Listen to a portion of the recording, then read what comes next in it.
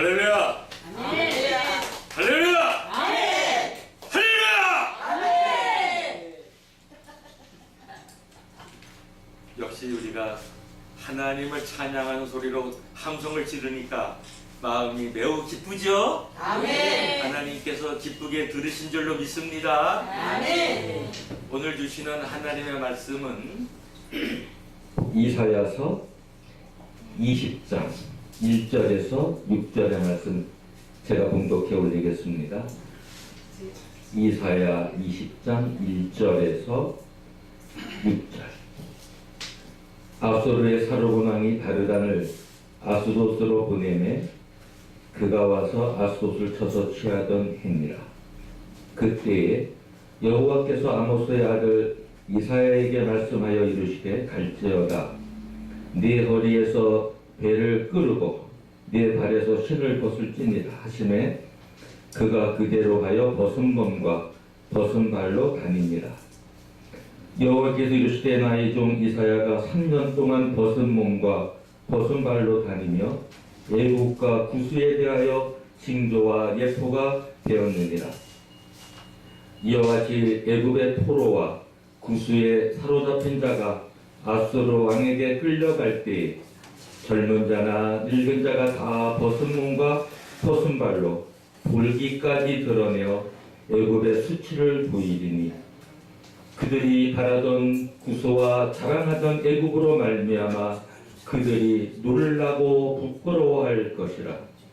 그날에 이 해변 주민이 말하기를 우리가 믿던 나라 곧 우리가 아수르 왕에게서 벗어나기를 바라고 달려가서 도움을 구하던 나라가 이같이 되었은즉 우리가 어찌 능히 피하리요 하리라.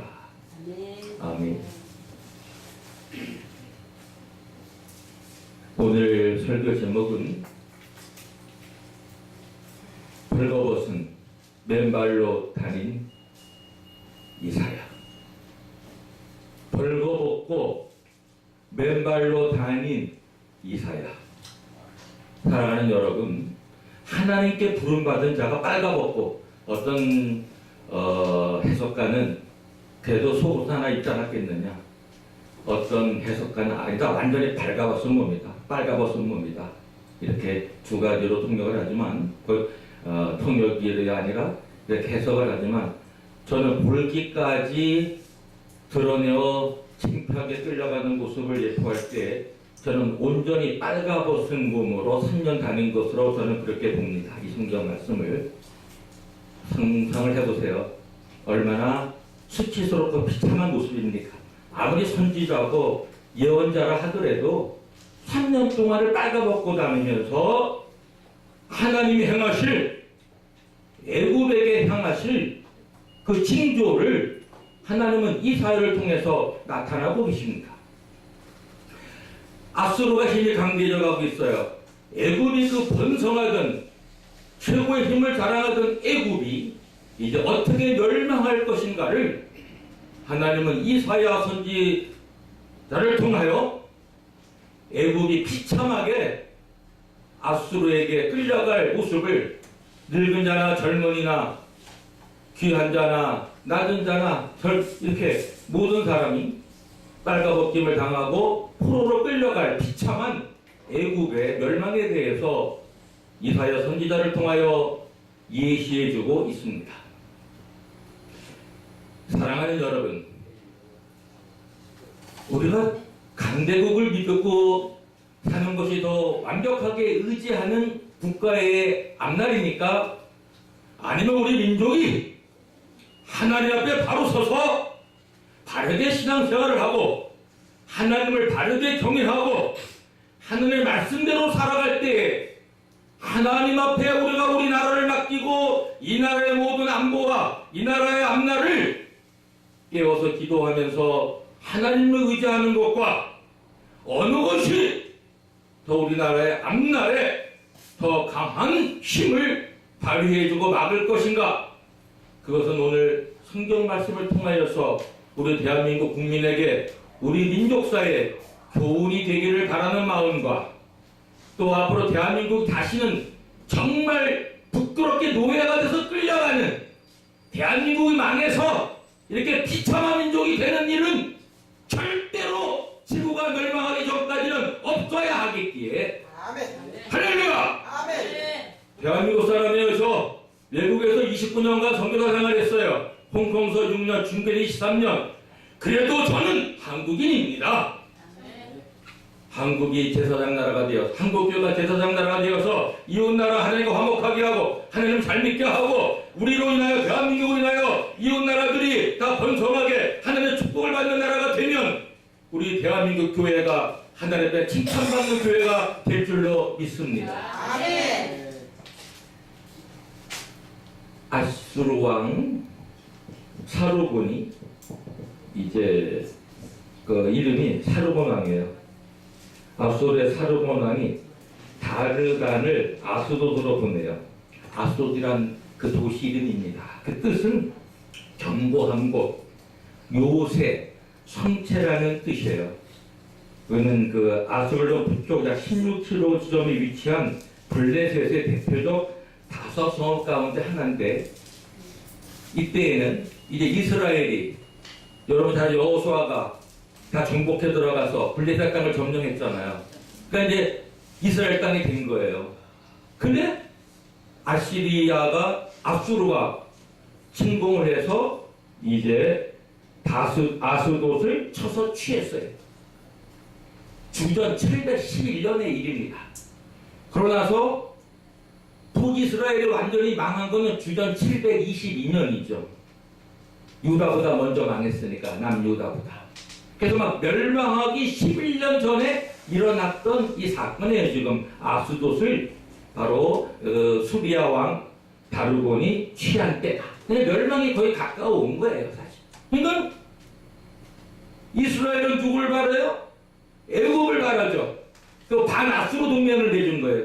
근데 보니까 아수르가 애굽을 쳐갖고 애굽이 벌거벗김을 당하고 아수르에게 비참하게 전쟁에 져서 끌려갈 모습을 하나님께서 이스라엘을 통해서 예시해 주니까 이스라엘 백성들이 그 믿던 애굽도 이렇게 일어났게 기가 막혀가지고 성경에는 뭐라고 말하고 있느냐, 그들이 바라던 구수와 자랑하던 애굽으로 말미암아 그들이 놀라고 부끄러워할 것이라, 이렇게 좀 이사야서 20장 5절은 말하고 있어요. 그러니까 이스라엘 민족은 애굽하고만 잘 지나면 자기들은 안전하고 침공을 아수르가 해와도 애굽이 도와줘서 안전할 걸로 생각을 했는데 오히려 애굽이 아수르에게 비참하게 전쟁에 지는 이러한 이사야 선지자의 하나님 주신 계시를 통해서 이스라엘 민족은 지금 겁에 질리고 기가 막혀하고 그들이 놀라고 부끄러워할 것이라고 이사야 선지자서는 예언하고 있습니다. 네. 그래서 오늘 이 이사야서 20장을 통하여서 우리가 가장 중요하게 여겨야 할 것이 있어요. 우리 현재 서 있는 대한민국의 앞날을 어떻게 우리가 해나가야 강대한 나라가 될 것인가? 북한은 비참한 나라죠. 하나님을 배역하는 나라예요. 중국도 말할 것도 없어요. 중국 3자교회 있기는 있지만 공산당 조직하에 있는 산하의 기관에 들어가는 교회고 공산당의 통치 속에 있는 교회. 하나님의 교회가 정부 기관의 통치하에 있는 겁니까? 국가기관의 통치하에 있는 겁니까? 하나님의 통치하에 있는 겁니까? 우리 기독교회는 그 나라 안에 존재하고 있지만 우리 교회는 성령의 통치와 하나님의 통치를 받고 있는 교회지 정부와 국가로부터 통치를 받는 교회가 아닙니다. 그러나 국가를 중시 여겨야 돼. 그 우리가 살고 있는 한국이니까 한국 민족을 중시 여겨야 돼. 왜? 우리나라가 망하면 우리 비참해지잖아요. 교회도 얼마나 어려워지겠어요. 그렇기 때문에 우리가 나라가 잘 되길 바라고 정부를 위해서 기도하고 정치 조달을 위해서 기도하는 것입니다. 왜? 우리 안전과 우리 신앙생활이 복음을 전파하고 한국교회가 지금같이 이렇게 지금 잘 부흥하다가 이제 멈춰진 상태에 감소하지 않을까 두려워요. 교회 학교가 문을 닫아가고 있고 교회에 점점 재정이 어려워지고 있고 교회가 점점 선교하는 일에도 열정을 잃어져 가고 있고 교회의 존재의 목적은 선교하는 데 있는 건데 한국교회가 얼마나 열심히 선교를 했어요. 다시 한번 대회개의 역사와 다시 한번 대성령의 역사로 한국교회가 다시 한번 선교로 다시 불타는 이러한 교회가 되기를 간절히 바라는 마음이고 이렇게 되기를 저와 여러분 열심히 기도하기를 주의 이름으로 부탁을 드립니다. 한국교회 다시 일어나야 되겠습니다. 그러면 교회의 일원인 우리 한 사람 한 사람이 바로 일어나고 바로 성령으로 충만하고 우리 자신이 먼저 치료받고 우리가 먼저 하나님 앞에 바로 서서 성령으로 된 충만한 삶을 살고 매일같이 주 예수와 동행하는 삶을 살다면 우리 가정도 변하고 우리 사회도 변하고 직장도 변하고 그리고 민족이 변하고 나라가 변하고 이웃 아시아가 변하고 세계가 변하는 놀라운 역사가 크게 일어날 줄로 믿습니다. 그 사명을 우리는 가지고 살아야 합니다.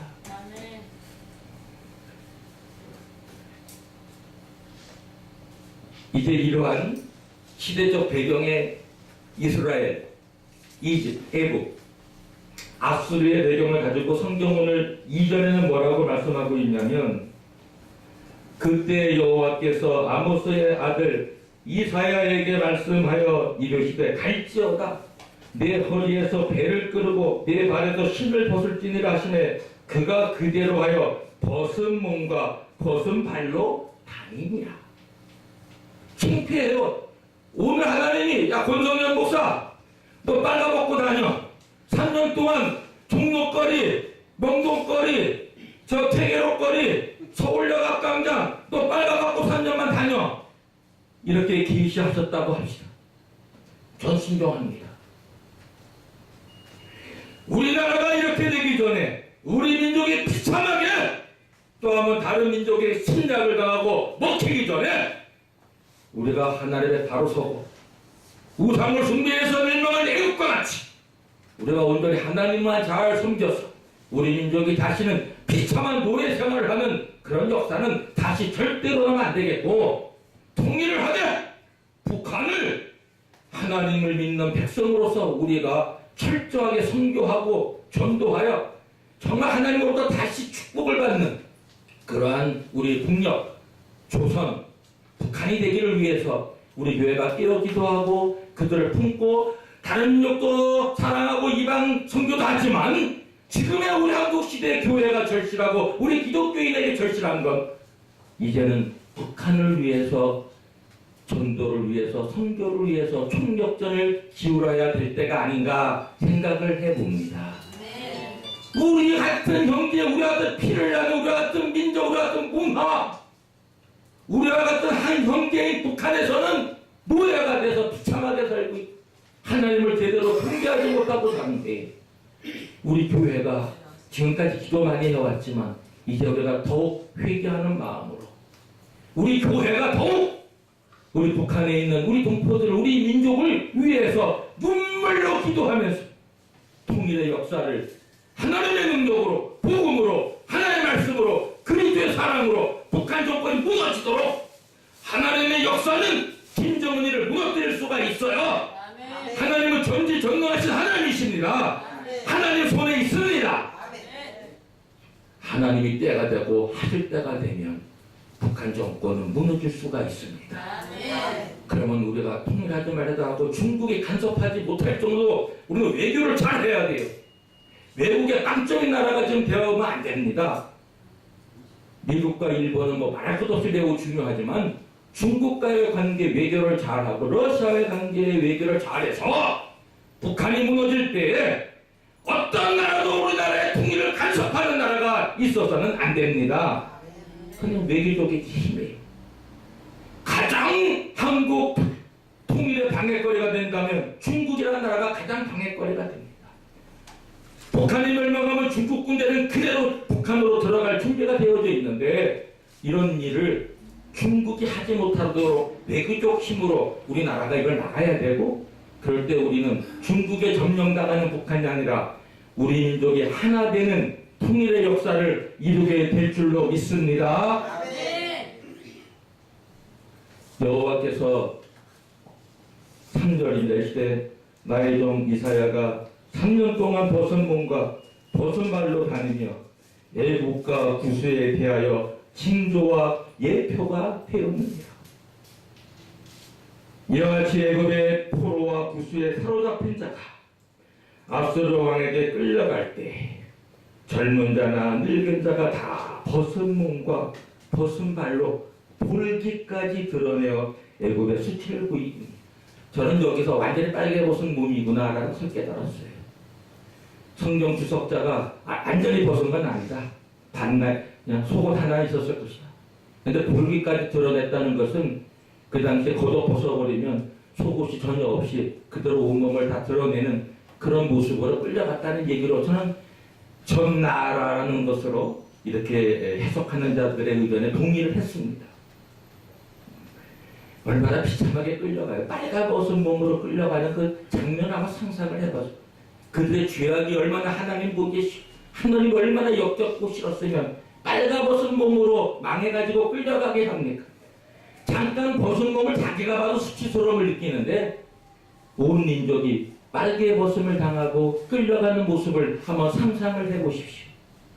우리 하나님 앞에 부끄러운 일 당하지 않도록 우리 죄짓지 말고 거룩하게 살고 하나님 바로 살고 온전하게 살아서 우리 민족은 다시 노예가 되는 일이나 벌거벗은 몸으로 끌려간 이 애국같이 우리 대한민국은 다시 일어나는 비참한 역사가 일어나지 않기를 바랍니다. 사실 우리 나라가 힘이 없으니까 위안부 여성분들도 왜 비참한 일을 당해요? 나라가 힘이 없고 노예가 되니까 지니까 국력이 약해서 일본이 점령해버렸으니까 그렇게 된 거 아니겠어요? 이제는 과거의 역사의 교훈을 삼아 우리가 오히려 일본을 사랑하고 일본을 우리가 가서 선교하며 우리 선교사 많이 일본에도 가 있어요. 지금 애국에도 선교사 가 있어요. 하나님의 예언은 성취가 되더라요. 그 앞에 19장을 보면은 애국도 하나님을 믿는 민족이 많이 된다고 얘기하고 실제로 제가 말씀드릴게요.